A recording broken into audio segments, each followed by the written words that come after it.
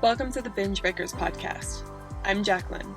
I am here to teach you how I overcame bulimia and my binge eating disorder, and how you can too. Through simple steps of mind management, repairing your relationship with yourself, understanding your habits, and intuitive eating. Disclaimer: this recording is not intended to be utilized as medical advice or a medical diagnosis. If you think you're in need of medical attention or treatment, please seek it immediately. This recording will also contain sensitive subjects such as binging and purging, weight, and depression. Please listen at your own discretion and do what you think is best for you. Hello, everyone. Welcome to the podcast. I'm here with a special guest. It's actually 2022 now, and so she's the first guest on my podcast of 2022, which is really exciting. And this person, she also is someone who is helping people with bulimia recovery. She has her own story. She struggled for 23 years with bulimia, and I think you guys will relate, especially a lot of you guys that have struggled for a long amount of time. But I have to say her Instagram is fabulous, how she's so honest and vulnerable. She, like me, will admit when she is still maybe struggling with the journey herself or something like that. And she just truly cares about helping people. So also I have a cold, so if you guys could notice that, it'll be a little harder for me to speak today, but her name is Eva Medioni. I'm going to pronounce that correctly. And she's also known as reverse_bulimia_with_Eva. I want to get those underscores correct. So Eva, thank you for being on the podcast. Hello. Hi, thank you so much for having me. Yeah. So first of all, how were your holidays? I always like to ask that after the Christmas break. They were honestly great. I did nothing and it was amazing. You did? How did you manage to do nothing over the holidays?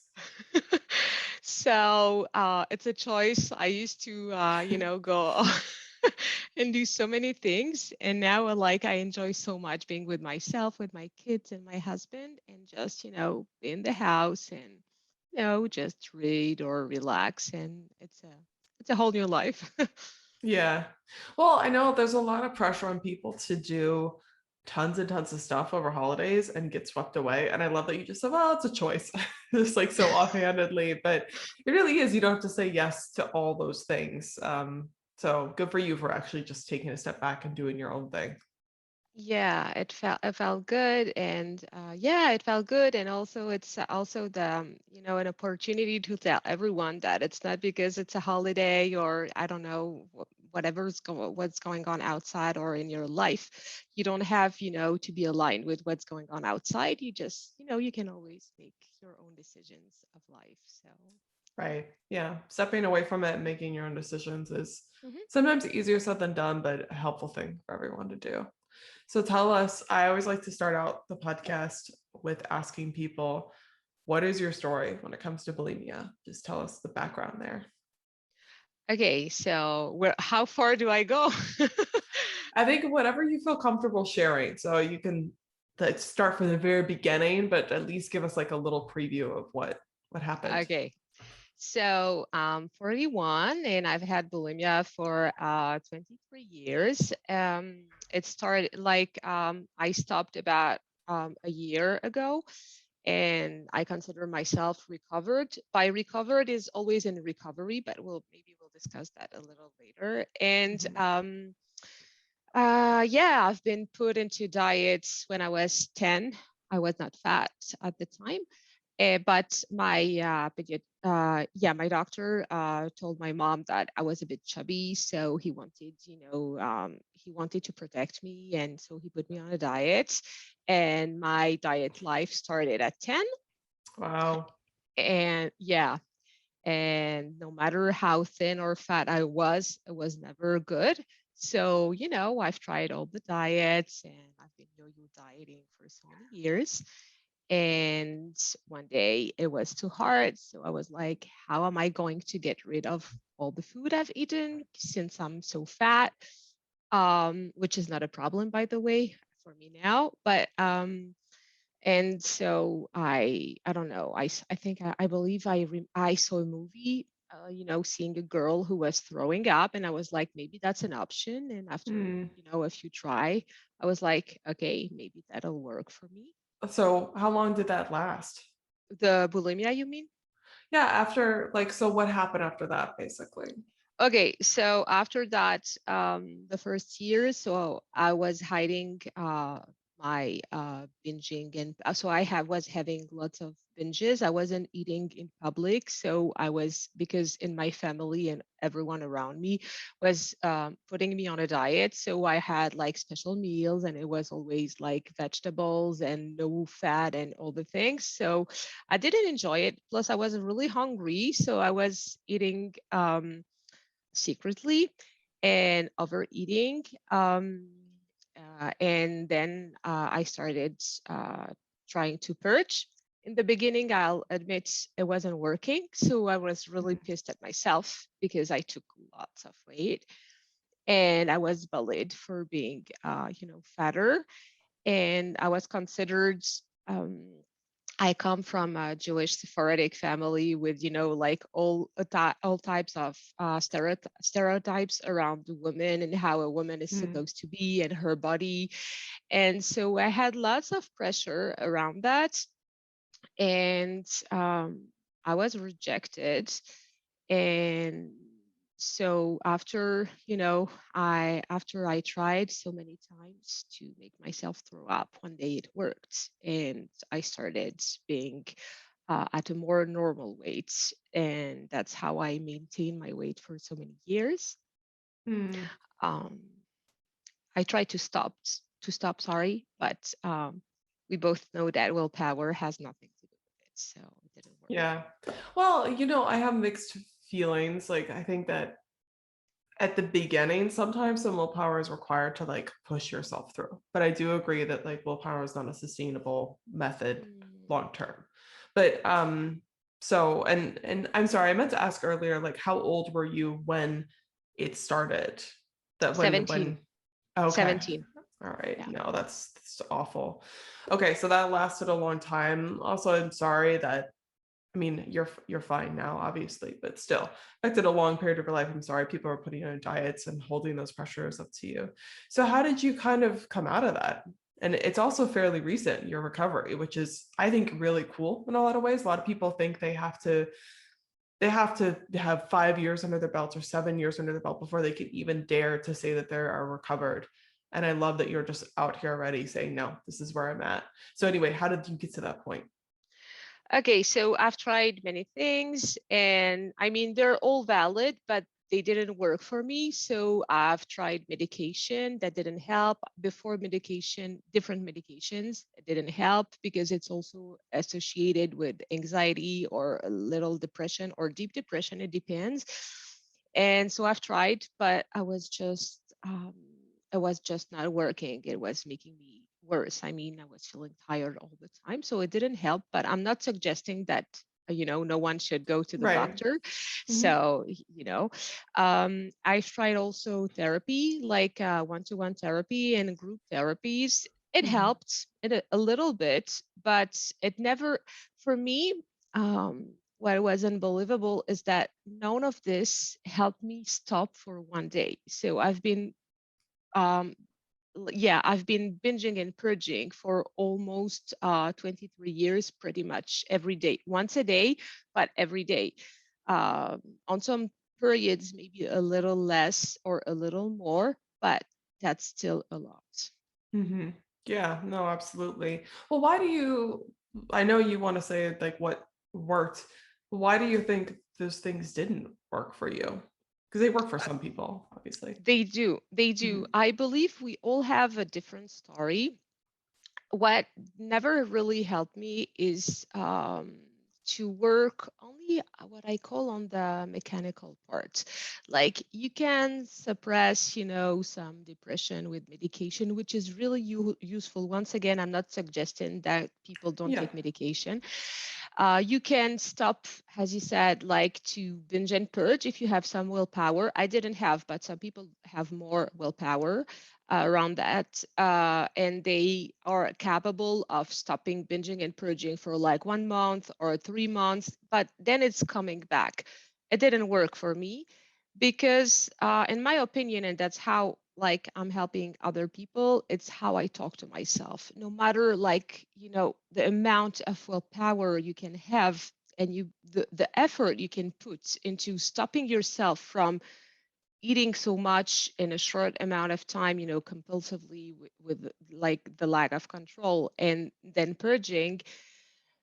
The worst part in bulimia for me was how I was talking to myself all the Mhm. time. So I'm not suggesting that, of course, there are like really, I mean, pretty well-known downsides to binging and purging, especially purging.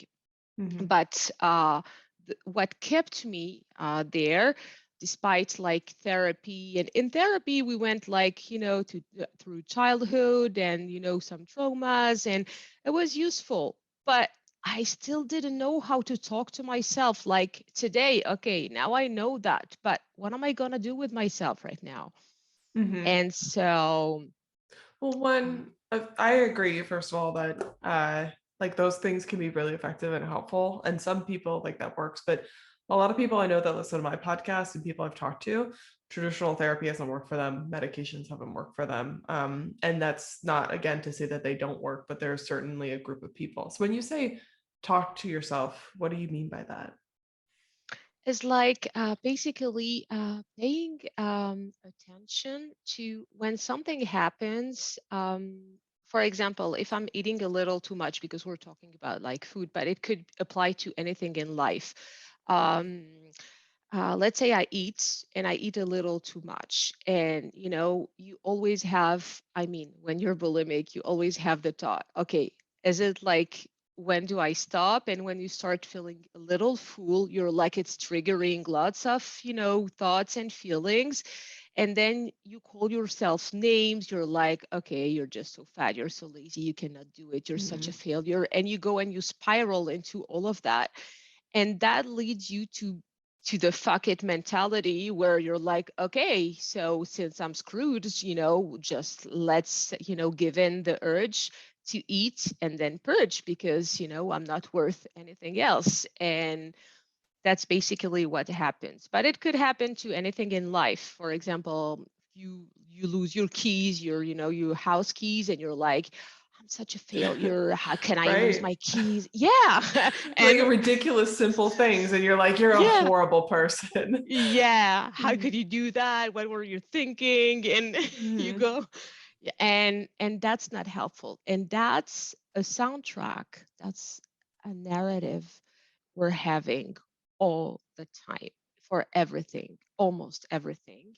And that's what leading people to who are bulimic to binge and purge, in my opinion, Yeah, most of I the think time. that, yeah, it's a huge component of it. And I'm glad, thank you for explaining that, because it, first of all, can be applied to other things. So people, I think, when they learn how to change that narrative, like you're saying, then they can also apply it to their other areas in life. And also, I found that once I started talking, being nicer to myself and talking to myself differently, I started talking to other people differently too, which was like a nice side benefit as well. But I know people out there are listening and they're probably like, well, how do you even begin to change those things? How did you start to change that track? Okay, so first of all, yeah, the first thing I did was like, we tend to be perfectionists. Most of the bulimic people are really like smart women. I mean, I'm talking Mm-hmm. about women because I take care of women, but it could be men. But like, we tend to be perfectionists, and so it's really hard. We're being really hard on ourselves. And how did I start? I started journaling, and without judging myself, which was hard, but I realized all the horrible things I was writing in my journal about myself. And I was like, okay, where do I start? How can I stop talking to myself like an asshole, seriously? And then I've been helped. Also, I've been taking coaching. I know you've probably, if I didn't misread, you've been through the life coach school, self scholars, right? So Mm-hmm. you've Yeah. probably, yeah. So did I. And then I went to another coaching group, and we learned how to, use thoughts a little differently and to go to a neutral space. So basically, when you notice like a thought where you're self-bullying yourself, you're not going to be like, okay, I'm just, a goddess and everyone loves me and I'm the queen of the universe. You cannot jump to Yeah. Makes total you can, sense. yeah, but that's what happens because when we, listen or read about positivity, especially on social media, it's like, okay, yeah, please be grateful, be positive, and it feels even worse when you're not in a good place. Yeah. So, It feels like if you have something that's way too sweet, it's like ridiculous yeah, and yeah, overwhelming. Sorry, by the way, yeah. my eyes are watering like crazy from this cold. So if I just casually dab my eyes, that's why. So, yeah, and I believe what works is to try, uh, preferably with the help of someone, but some people can do it by themselves. It can take a little longer, but whatever. So, to kind of make some thoughts more neutral. By more neutral, I mean something that is less worse. Let's say, when you tell yourself, I'm a failure, you can tell yourself, it's possible that I'm not a failure. You're just giving, like, an option to your life that maybe, Mhm. there isn't only one way, to be. And yeah, so, and then you kind of improve these sentences in your head with time, and Mhm. that's where awareness is huge, like just journaling and paying attention to how you're talking to yourself usually brings a big shift. Yeah. I mean, people that hear that too, it sounds so simple, but awareness really is a gigantic piece. If you're not aware of what you're doing, you have no idea how to solve the problem. So just listening, like the problems become very obvious, and then you can change them more easily than you thought. So how long do you think it took you to, first of all, at what point did you call yourself recovered? Probably, okay, let me think because it's like fresh. It's still fresh. Yeah. Hmm. Um, I would say probably after 5 months, because in the beginning, I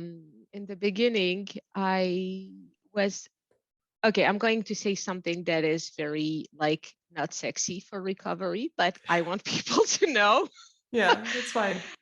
recovery is tough. So you have got to be willing to be uncomfortable. It is very uncomfortable to feel all the food in your body and to be like, I'm not going to purge. And sometimes even eating a very small quantity of food can be really triggering and feel awful because you're not used to digesting all the foods. So on top of the work, the thought work, I've done a huge work on my body and my sensations. And I have also a somatic approach for that, because usually, what's important to know is that in the beginning, so in the first 5 months, I uncovered all the, like, horrible thoughts I had about myself. And what's happening when you have bulimia, or I would say any other addiction, except we don't have a specific substance such as drug or Right. alcohol, but it's like people believe that once they stop having binges and purges, they're going to feel happy ever after. This is not life. There is no exit ramp to the human experience. So Yeah. when it happens, it's great. But it means that since you're not bypassing all the thoughts and emotions, you have to face them. And that was the tough part. And that's where getting help was so crucial, because you're facing, like, all the horrible things you were Hmm. bypassing all the time. Yeah, I think that people think, oh, once I stop binging and purging, it will be all better. And to some degree, it is nice that you're not binging and purging anymore, and that frees up some of your mental space and your energy and thoughts. But Mm. then you, like you said, you have to just be present for all of it, and that can be overwhelming. Sometimes good experiences are overwhelming, like they're just the same.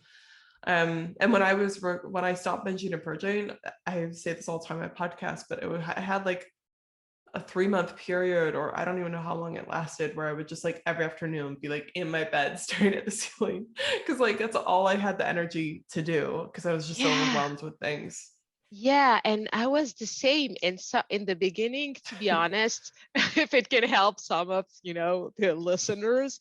I was in the beginning, I was like, okay, let's just feel the damn feelings in my body. So I was lying on my bed looking at the ceiling and I was like, okay, is this happening to me right now? And I Yeah. was having all kinds of sensations and I was like, okay, I'm safe. I'm safe. Nothing is happening to me right now. I'm just, Mhm. having some vibrations in my body and it's fine.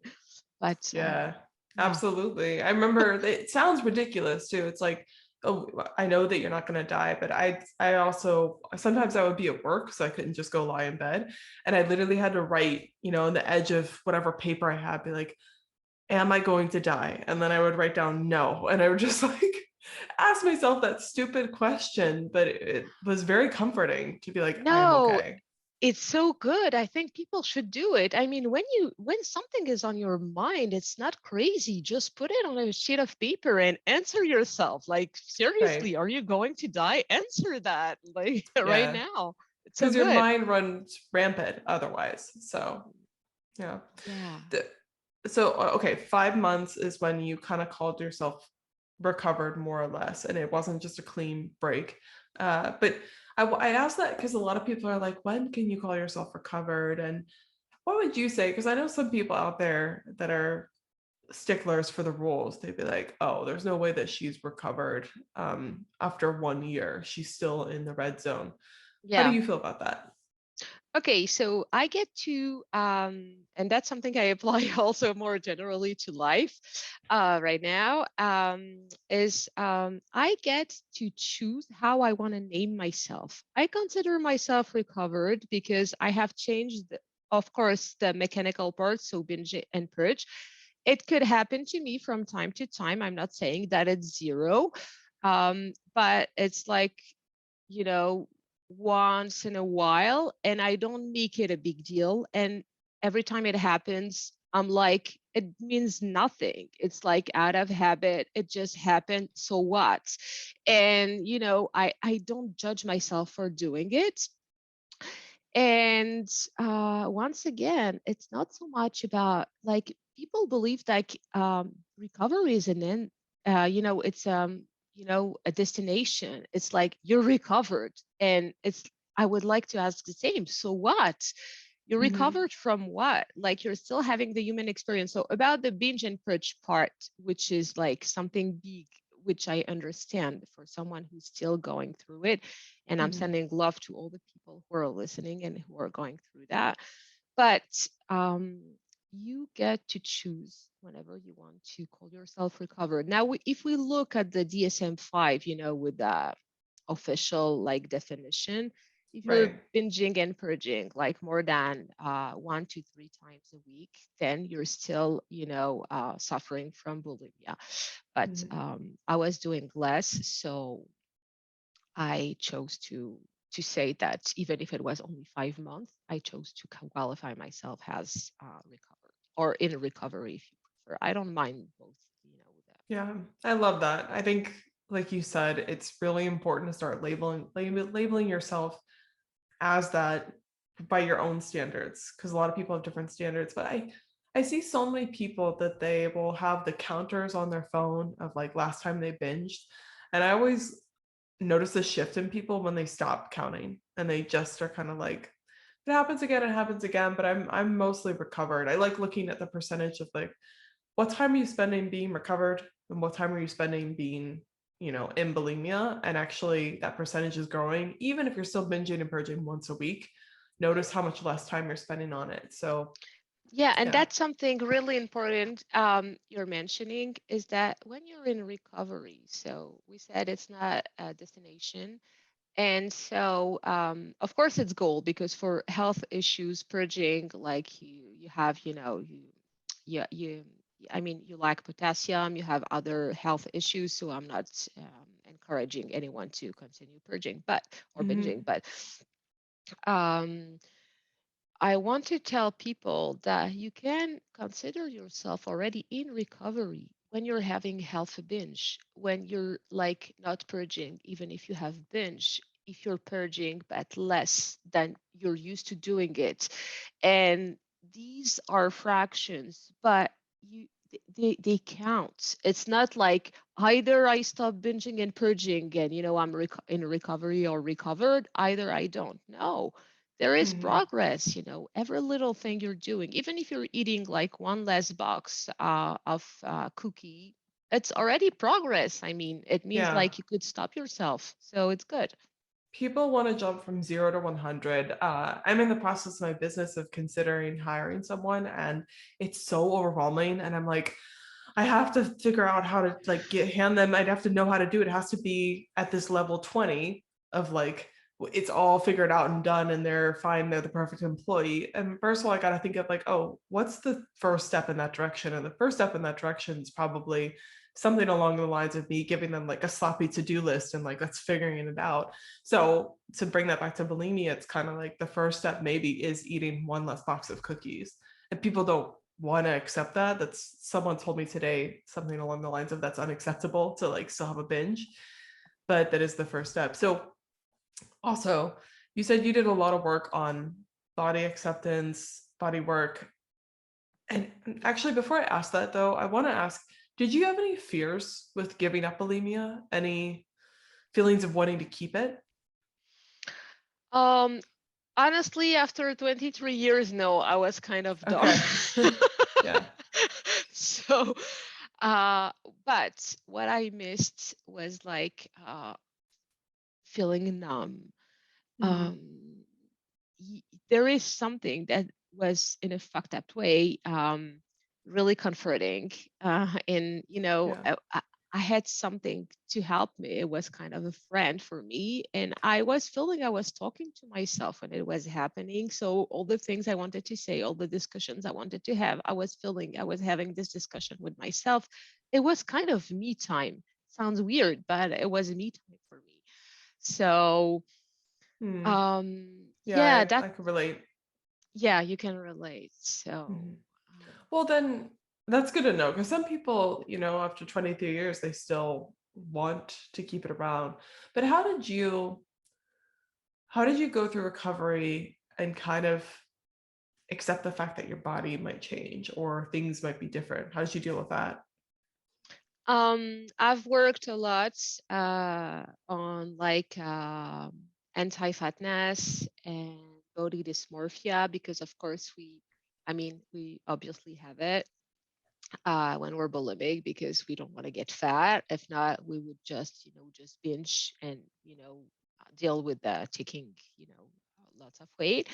So I worked a lot on body image, working with fat people, not for coaching, but I mean, I was having a lot of content. I decluttered my Instagram and lots of social media I had from only skinny people or fitness promoting people. And so I worked a lot around like you could be at any body size. I'm not saying there is no discrimination outside, but you always get to choose how you want to feel.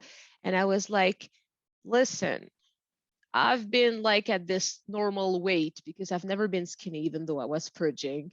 And I was at this weight, but I was never happy. So I was like, actually, my body is not what is making me happy. What is making me happy is the thoughts I'm having about myself. And the more I was surrounding myself with, a, you know, diverse range of people, the more I was feeling comfortable and loving them and finding them amazing. And I was like, this is life. This is true connections. And I don't care how well I will look like, but I know I don't want that anymore Yeah, I can certainly agree that your body is not what makes you happy. However, I mean, your health affects your mental health, right? So in my life. it's important to take care of yourself, that sort of stuff. But if you are a size 2, that does not make you happy, right? It doesn't. And I feel like the leanest times, that I have been the times when I've been most isolated and depressed, which is a horrible thing. That's not the case. Like, and when saying that, I want to be careful, because you can um, achieve your health goals and stuff like that without giving up your life and happiness and all that sort of stuff. But leanness isn't necessarily the definition of health whatsoever. No, and health include in the, worldwide definition includes mental health, and we don't discuss enough about it. And if you have like, usually, when women I help tell me, I want to be healthy, and I ask them, okay, what do you believe is, and they tell me I eat fruits and vegetables, and I go to the gym like multiple times a week, and they're like, I want to keep this, it's healthy. And I always tell them, what's healthier? And they're like, and I'm not sure. I'm like, to stop binge and purging. And your mental health is like, it's crucial. What's the point of eating vegetable? I'm not saying we, like we're not supposed to eat like vegetables and all the things, but it's not a priority. When you're binging and purging on a regular basis and you're dying slowly inside, there is no point to me to eat any vegetables or go to the gym or, walk 10K steps a day. It's ridiculous. So I better. It's a little tough love from Ava. Yeah, I agree. I think that people, when you're binging and purging, that is the top priority to get that done. And again, the things that we're saying, though, I think is really triggering to someone who's in that eating disorder phase, because then they're like, I have to give up. That's completely letting go. That's letting go of all my health, everything. I'm going to be a complete slob, like only eating chicken all day or something. I don't know. But what actually happens is you kind of, not everyone, but for me, I found that when I first kind of jumped full-heartedly into intuitive eating and stopped binging and purging, I didn't eat like complete crap, but I was eating like crap, basically. Like go through lots of junk food and ice cream, but that really quickly tapered down because I also felt physically not that well eating that all the time, and I started craving broccoli and things like that. So most of the time, you still, even when you kind of let those things go, you start craving healthy things. Not always, but I think it comes from a better place. Because when you're saying people are like wanting to do 10K steps and stuff like that, it comes from like pressure to whatever. But when you're craving broccoli because you've been eating like crap, it kind of comes from a place of like, no, I want to take care of myself. This isn't making me happy either. Yeah, it's so important. Yeah. And actually, what surprised me, it actually blew my mind when I started eating like whatever I wanted. So I probably ate much more like processed food, and I didn't mind. I was like, okay, I'm trying, to stop binging and purging, so I don't really care what I'm eating, even if it's like it lasts for like 1 or 2 years. It's not a big deal for me. So I was okay with that. And what happened in the beginning is that since I was not purging and I was keeping the food, I was sometimes feeling so awful after eating like foods that were heavy on my stomach and were giving me heartburns. And I was like, I'm not sure I'm going to experience that again. I'm not sure I'm enjoying this experience. So, let's eat all the food. And I was also having salads and vegetables, but not forcefully. It was coming from a place where I wanted them, and it's totally different. So you'll get surprised. Yeah, absolutely. I think when you're so full-heartedly trying to force yourself to eat those things, it makes you want to rebel against it very hard. And then once you kind of like, I don't know, it's like letting a kid do whatever they want or something for a little while, and then the kid's like, oh, this is nice, but I actually am kind of tired. I actually do want to go back to school, all these sorts of things. Like you kind of come back around. You just need your like weeks of play and stuff like that. But yeah, a lot of people, they're scared to take that leap and go into that. So it's good that we're both saying like, no, it comes around. It's not horrible long term. Yeah, exactly. And also I saw that you're also training, you're lifting weights, Yeah, I right? Am love I lifting correct? weights. Yeah, me too. Yeah, I've done so many sports. I had a period during bulimia, or I would say orthorexia, but I was compulsively going to the gym all the time, and to Mm. compensate on top of purging, which was awful on my body. And even during recovery, you're like, I used to have this mentality of like, what if I'm losing, so much muscle because I'm not having enough protein, and what if, and nothing happened to me. I kept the muscles, and Yeah. Hmm. it's all We think good. that, well, the amount that like the bodybuilding community encourages you to eat and protein is ridiculous. And I think it's only necessary if you're like a professional bodybuilder competitor. Yeah. Otherwise, it's not practical nor good. It isn't good for you regardless, but it's definitely not necessary for you to do if you just are normal, want to build some muscle, whatever. Yeah, and you can Yeah. still build great amount of muscles not eating so many proteins. I mean, we're not professionals on this, but honestly, No. I've seen, like the changes on my body, and as you said, for what I'm expecting, and it's like really fine. And I see the difference, and I'm also like 41, so it's not like I'm not 20. It's harder to, build Yeah. muscle with age. So when you're aging, so I'm talking from like a realness. It happens if you're training and you're eating and you're feeding yourself.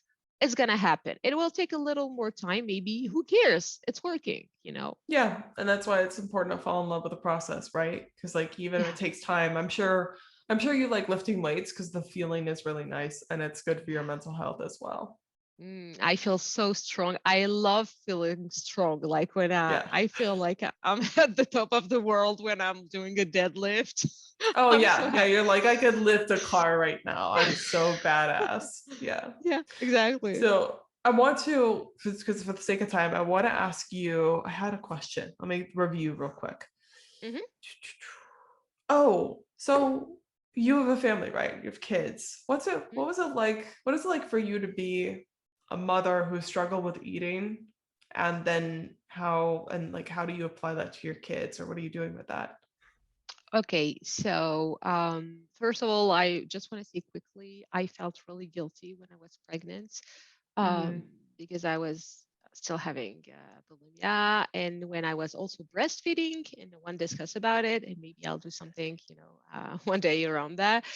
And I was really worried and feeling guilty and all the things, and of course, it didn't help anyone, but I was just happening. So I tried when they were little. I didn't tell them, and then with time, I decided, but it was a choice. You don't have to. I decided to explain to them, and they did not fully understand because they were still, I mean, young. They were not two, but even like from 7 to 11. Now they're bigger, but they don't fully understand what's going on. They're like, I don't understand, what's going on, but I was trying to, explain. And what I've learned from my own experience is that I am putting zero pressure on my kids. They eat whatever they want, whenever they want. And I must admit that they don't, do nonsense. Like, Okay. they self regulate. So it's like I buy them all the things. And whenever they want to eat, they eat. We do meals, of course. But I mean, Mm-hmm. if they feel like snacking or something, I just allow them because I believe that all the pressure that was put on me never helped.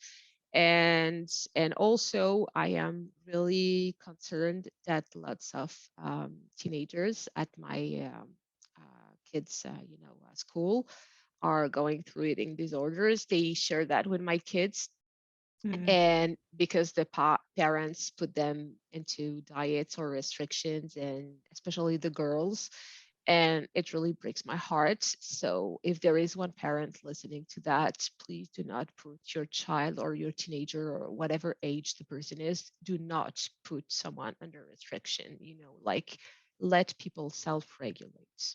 Yeah. Yeah. My mom was put on a diet when she did not need to be put on a diet at all when she was younger. It just affected her for the rest of her life. It's awful what it can do to people.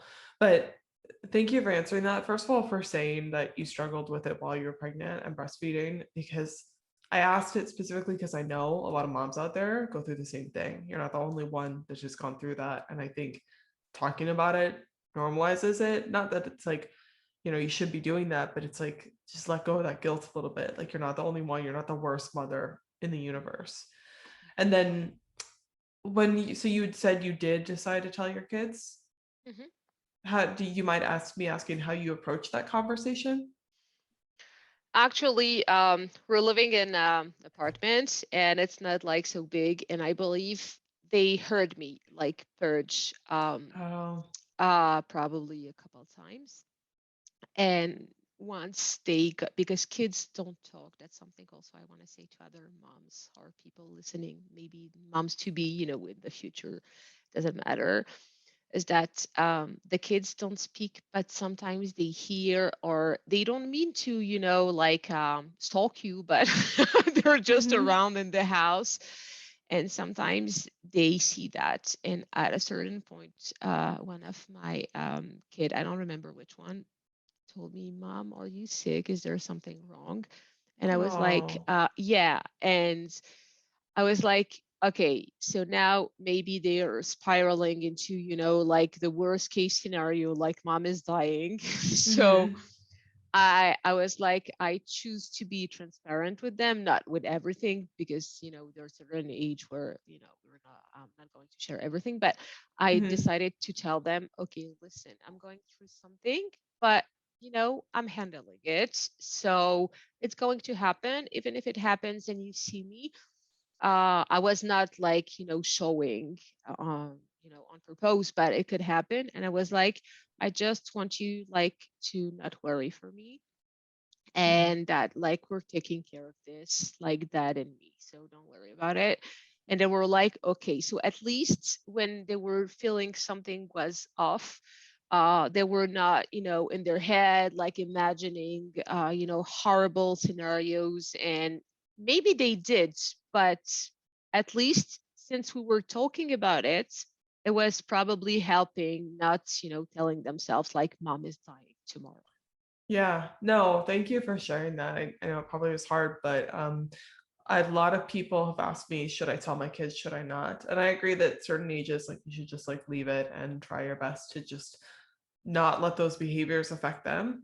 But I love what you said, that, they pick up on things, they know things. And even as a teenager, I remember me being a teenager, like, I could understand most things, but I also was young and like influenced and stuff like that, and didn't know everything, obviously. So I would have been nice sometimes if my parents had just been honest with me about what was going on. And so that way I didn't have to let my mind run wild with imagination.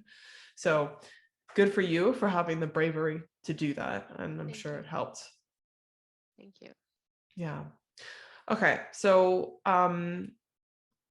so we kind of covered quite a bit, first of all. I wanted to ask, as we wrap some things up, first of all, do you have any goals for 2022? Yeah, I want to help as many women as I can. Okay, yeah, nice. Do you do the classic like New Year's goal setting? I do, but I don't know if you do. No, I don't. I said I'm not really good with like dates, so Yeah. and I have also a bad history of like New Year's resolutions, so I'm not feeling comfortable doing it, but I understand. I Mm-hmm. understand you could do it. It's just that I'm setting goals given my own, like, let's say, calendar, my internal calendar. Like, if I'm Right. ready to do something, it's like, it's my year, it's my moment, let's do this. And it has more to do with what's going on in my mind than what's happening outside in the I world. love that. Yeah. I think that, the New Year's can be such a great time because it's refresh, and you kind of, society gives you the chance to like start over and stuff like that, but also your own calendar is really much more important than anyone else's, and set goals, but do it on your own time with what's going on with you. So that's great. And I think it's nice to have someone speak on the podcast who's not setting New Year's goals. I'm such a goal setter, but I wasn't always good at it. I would set goals and like notoriously fail. And I think I failed at almost every single one of my goals last year, but I learned a lot through the process. But like, before, I used to beat myself up if I failed. It's like, that's kind of the point, is to fail at them. The process is more important. Yeah, exactly. And like what's failing anyways? What's failing, Right. seriously? Yeah. It's just like not reaching the arbitrary goal that you got, but as long as you don't give up, there's no failure really. But actually, when you're setting a goal, the point is not to reach the goal. Of course, you have this goal. The point is to learn something about yourself during the journey. So you're like, when you're Right. setting a goal, you're like, what am I learning right now? And if you're not enjoying the journey, you're not going to enjoy the destination. So No. this is so important. Yeah, I completely agree. And I know people have heard that before, but it really, really is true. You think you put all your eggs in this basket of like, I need to get there, get there, get there. And the problem is, like, if you hate the process, you're more than likely not going to reach that destination, or you're going to have a miserable time, and then you're going to have that one like little fun moment, and then it's going to all be over, and either you're going to backslide or something else is going to happen. It's just not sustainable. But yeah, okay, so to sum things up, what is there anything else that you would say to someone out there listening who's struggling with bulimia? Okay, first of all, I would say exactly what you're saying at the end of all your emails, because I'm on your list. Aw, So yeah. of course, I love it. So it's, don't give up on yourself. Never give up on yourself. Like, no matter how long you've been struggling with it, no matter like where you are in life, it doesn't matter. Like, you can do this. Don't give up on yourself and reach for help. If you cannot do it by yourself, reach for help. There are people out there who can help, you know. Yeah, absolutely. And there's all types of people. I think when I was Yeah. going through recovery, I thought it was like only therapy or only a treatment center. And those are very necessary for a lot of people. But Yeah. there's like telehealth, you can do online things. There's so many options out there for reaching help. Yeah, and also that's what I really enjoy about you, and like the way you approach me even for the podcast. And that's also my philosophy. It's like, we're never enough to help people. It's like, it's not a competition. Like, Mhm. people like, basically, I would say I'm not inventing the wheel. So what I'm saying Yeah. already exists in the world. So I'm not a genius. Yeah. It's just, I'm leveling things differently with, a part of me that some people will like, and so they will come to me, and other people won't like what I'm saying or proposing, and they will be like, no, I like more Jacqueline or whoever is, providing help Mhm. for bulimia. And that is amazing. I'm so happy there are like more people to help, because so many people are suffering, so that's great. Yeah, absolutely. You're right. None of us are reinventing the wheel, just saying it in our own way. And Yeah. and the cool thing about that is that you talking right now, you're saying in a way that someone out there is listening right now, and they're like, that's the person. That's my person. She speaks my language. She gets me everything, that I could never say and other people could never say. So, Mhm. and then as I'm thinking, people out there listening, if you feel like there's something that you can do really well, but you feel like it's done before, just do it. Like, you have your own way of doing it. Say it, share it with the world would be important. Yeah, exactly. Like, yeah, exactly. This is so important, and yeah, it's nice you're saying it again. We need people out there. Yeah, yeah. Well, thank you so much for being on the podcast. Thank Uh, you. Real quick, do you want to say your Instagram one more time so people can find you? Yeah, so it's so on Instagram, reverse_bulimia _with _Eva, EVA. Mhm.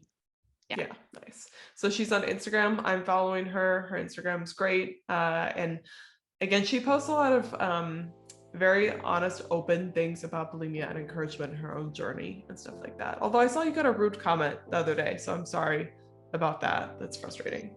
Yeah, it happens. I mean, that's also like the luck I'm having working with thoughts. I'm like, it's not about me. Someone is just talking, they're talking to themselves, they're addressing their own problems. And if someone is not willing to listen or to be open-minded, it's okay. They can talk. They are allowed to talk, and I'm allowed like to not be okay with what they're saying. Yeah. Due respect. So Yeah, you can just let them have their own opinion. Yes. Exactly. But I know it can be sometimes easier said than done. So good for you. It's a very mature way of handling Yeah, it. Thank you so much for your support. I really appreciate it. Yeah, of course. Okay, for all you guys out there listening, thank you for listening up until this point. I hope you found it helpful, and thank you, Ava, for being here. Thank you so much for all you're doing and for having me. I'm in a better